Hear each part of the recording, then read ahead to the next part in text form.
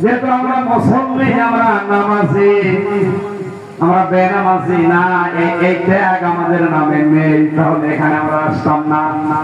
আমরা যেহেতু মুসলমান, আল্লাহর ভাষায় আমাদের এই 12টা গুণ অবশ্যই মাস দিয়ে অর্জন করতেই হবে। এক নম্বরে আল্লাহ পাক বলেন, আল্লাযীনা হুম আলা সালাতিহিম দায়িমুন। মানুষ অস্থির হবে না, হায় হতাশ করবে না, বিপদে পড়লে কৃপণ হয়ে যাবে না আল্লাহর কল্যাণ কিছু পেলে। ওই মুসল্লি গুলো যারা নামাজ কন্টিনিউ করে, যারা নামাজে দায়েম কায়েম থাকে।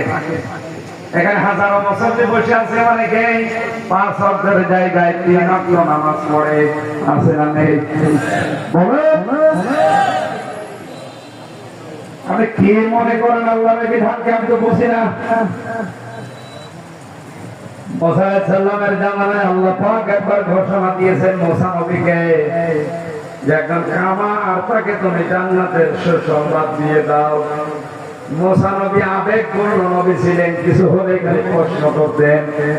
ডাক দিয়ে বলে, রব্বুল আলামিন দুনিয়ার লোক পেলেন, একটা কামারের নাম বললে কি করে সে আমল? আল্লাহ পাক বলেন, একটু দেখো। কাল তুমি বাজার মনে করে এরকম বাজারের এক কর্নারে যে দেখে কামার দা, খন্তা, কোড়ার এগুলো লোহা পিটিয়ে গরম করে বানাচ্ছে, মগর মাথার উপরে তোলে, আবার লোহার উপরে পিঠায়। হঠাৎ করে মাথার উপরে তোলার সঙ্গে সঙ্গে নামাজের সময় হয়ে গেছে। এখন যেমন আযান দেওয়া হয়, ওই সময় একটা সিস্টেম ছিল, মগরটা লোহার উপরে পিটিয়ে তারপরে তিনি নামাজে দাঁড়াতে পারতেন। মুসা আলাইহিস সালামের জামানায় যেহেতু 1 ওয়াক্ত নামাজ ফরজ ছিল, এই মগরটা পেছন দিক থেকে ফেলে দিয়ে সঙ্গে সঙ্গে নামাজে দাঁড়িয়ে গেছে। মুসা নবী ডাক দিয়ে বলে, মাবুদ তুমি একে জান্নাতের সুসংবাদ দিতে কেন বললে? আমি বুঝতে পেরেছি। এই লোকটা মগর লোহার উপরে পিটিয়ে তারপরে নামাজে দাঁড়াতে পারত। তোমার বিধান এত গুরুত্ব দিয়েছি বলে,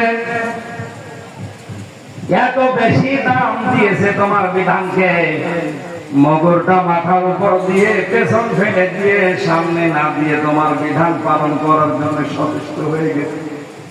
এত গুরুত্ব যে লোকটা তোমাকে দিতে পারে, তাকে তুমি জান্নাতে না দিয়ে পারো না। জোরে বলেন সুবহানাল্লাহ। নরসিংদীবাসী এটা রেকর্ড হচ্ছে, সারা দুনিয়ায় ছড়াবে।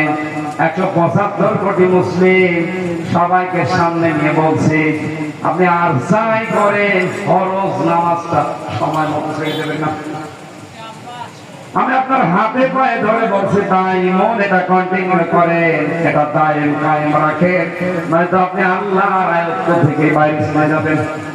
কেউ যদি ফরজ নামাজ বাদ দিয়ে দেয়, মহান আল্লাহ বলেন, নবী আপনি বলেন, আমি তার দায়িত্ব আমার হাতে আর রাখি না, ছেড়ে দেই। আপনি কি এই কথাটা এত ছোট মনে করলেন? এত হালকা মনে হচ্ছে তার কাছে? আল্লাহ পাক যদি কোন বান্দা বান্দির দায়িত্ব ছেড়ে দেয়, ওর 1 সেকেন্ড নিরাপদে থাকা সম্ভব না। কথা বলেন না?